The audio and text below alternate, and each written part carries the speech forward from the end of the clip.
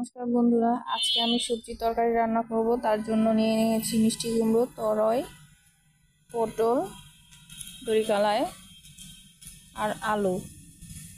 আমি 5 সবজি তরকারি রান্না করব, এইভাবে কেটে নিয়েছি।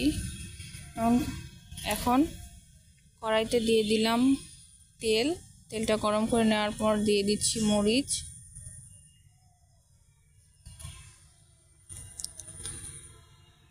মরিচটা ভেজে নিব।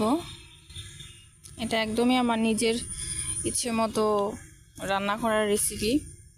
তারপরে আমি দারচিনি দিয়ে দিচ্ছি, গোলমরিচ, একটা কালো ফল আর 3টে সাদা ফল।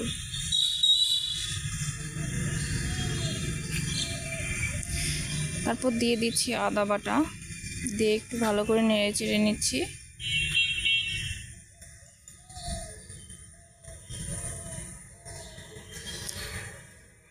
ভালো করে একটু ভেজে নিচ্ছি। ভেজে নেওয়ার পরে দিয়ে দিচ্ছি জিরে, 5 ফোড়ন দিয়ে আর একটু ভেজে নিচ্ছি। নেওয়ার পরে আমি সবজিগুলো ধুয়ে রেখেছিলাম সেগুলো ছেড়ে দিচ্ছি। এখন একটু সবজিগুলো ভালো করে নেড়ে চেড়ে দিয়ে ভেজে নেব।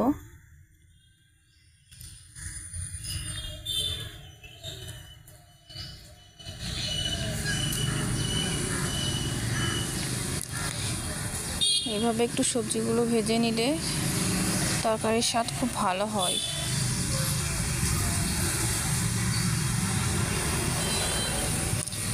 এখন ভেজে নেওয়ার পরে আমি দিয়ে দিচ্ছি লবণ, পরিমাণ মতো লবণ, দিয়ে দিচ্ছি হলুদের গুঁড়ো, দিয়ে আবার একটু নেড়ে চেড়ে নিচ্ছি।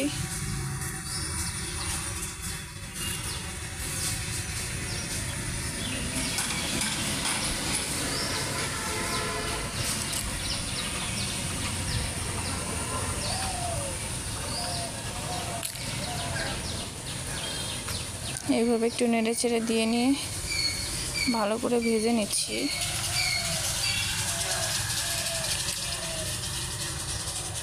এখন আমি সেদ্ধ করার জন্য দিয়ে দিচ্ছি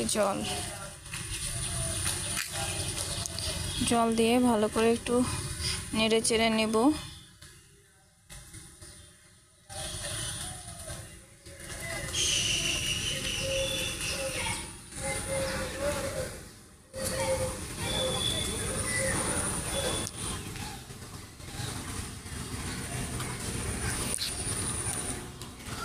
এরপর আমি ঢাকনা দিয়ে দেব সবজিগুলো সিদ্ধ করার জন্য। আর অপর দিকে আমি নিয়ে নিচ্ছি মশলার একটি পেস্ট তৈরি করব। তার জন্য নিয়ে নিচ্ছি গরম মশলার গুঁড়ো, ধনিয়ার গুঁড়ো 1 চামচ,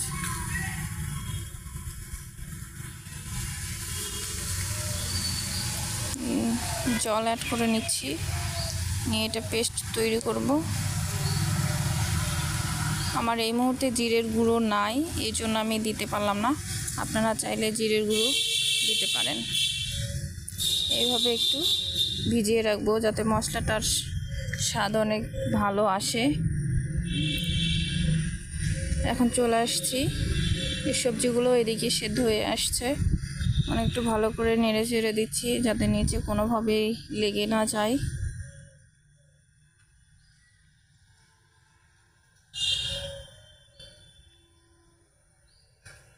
ভালো করে নেড়ে চেড়ে নিচ্ছি।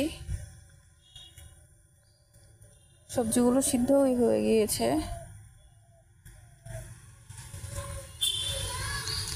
এইভাবে একটু পরপর নেড়ে চেড়ে দিয়ে ভেজে নেব।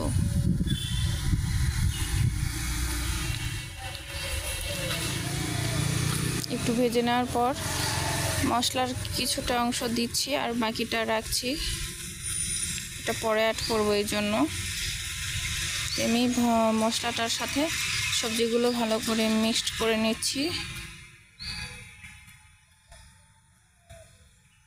নিয়ে ভেজে নিচ্ছি।